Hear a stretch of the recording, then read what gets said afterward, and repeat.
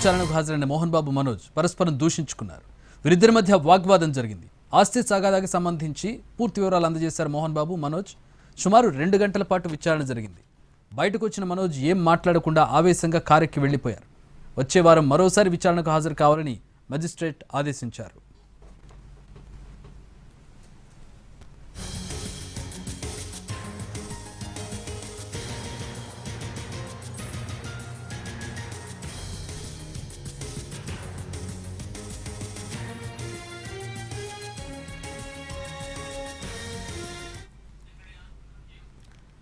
రంగారెడ్డి కలెక్టరేట్లో మెజిస్ట్రేట్ ఎదుట హాజరయ్యారు మోహన్ బాబు మనోజ్. ఆస్తి వివాదంలో మెజిస్ట్రేట్ ముందు ఈరోజు వీరిద్దరు కూడా హాజరయ్యారు.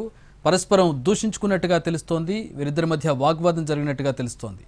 ఆస్తి తగాదాకి సంబంధించి పూర్తి వివరాలు, అంటే ఆస్తులు ఎక్కడెక్కడున్నాయి, ఎవరెవరి పేరిట ఉన్నాయి, వారసత్వానికి సంబంధించినటువంటి వివరాలతో పూర్తి వివరాలు మోహన్ బాబు మనోజ్ ఇద్దరు కూడా అందజేశారు. సుమారు 2 గంటల పాటు విచారణ జరిగింది. బయటకు వచ్చిన మనోజ్ ఏం మాట్లాడకుండా ఆవేశంగా కారు ఎక్కి వెళ్లిపోయినట్టుగా తెలుస్తోంది. అయితే ఈ విచారణ మరోసారి వచ్చే వారం జరగబోతోంది. దానికి మరోసారి హాజరు కావాలని చెప్పి మెజిస్ట్రేట్ వీరిద్దరిని కూడా ఆదేశించారు.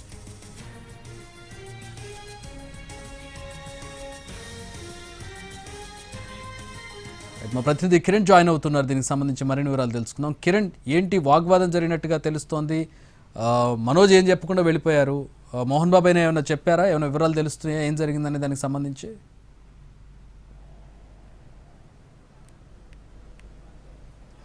చక్రి జిల్లా మెజిస్ట్రేట్ ఎదుట ఇటు మోహన్ బాబు మంచు మనోజ్ ఇద్దరు కూడా వాగ్వాదం చేసుకున్నారు, పరస్పరం కూడా దూషించుకున్నారు. సో వెంటనే పోలీసులు జోక్యం చేసుకుని వారిద్దరిని కూడా వేరే వేరే మార్గం గుండా బయటికి పంపించారు.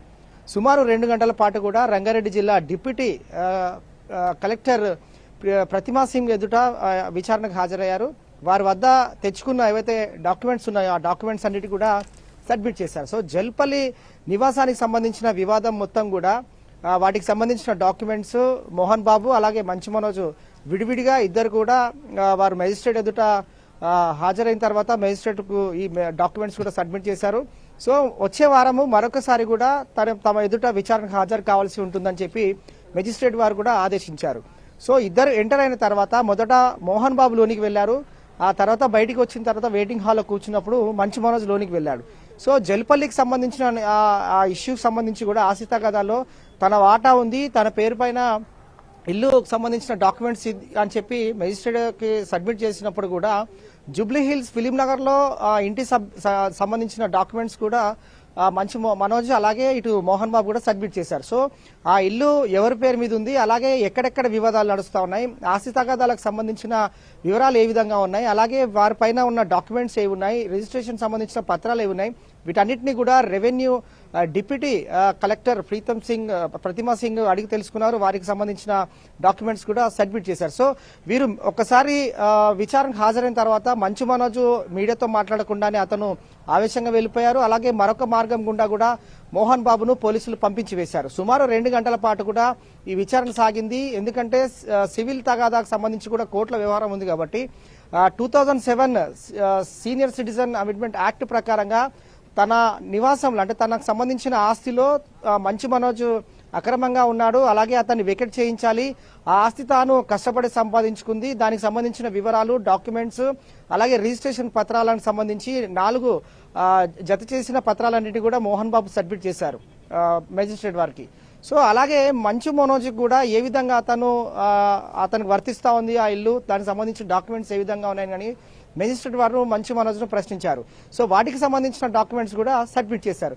సో ఫిలిం నగర్ లో ఉన్న ఇల్లు ఎవరి పేరు మీద ఉందని చెప్పి మెజిస్ట్రేట్ వారు ప్రశ్నించినప్పుడు దానికి సంబంధించిన డాక్యుమెంట్స్ కూడా మోహన్ బాబు సబ్మిట్ చేశాడు.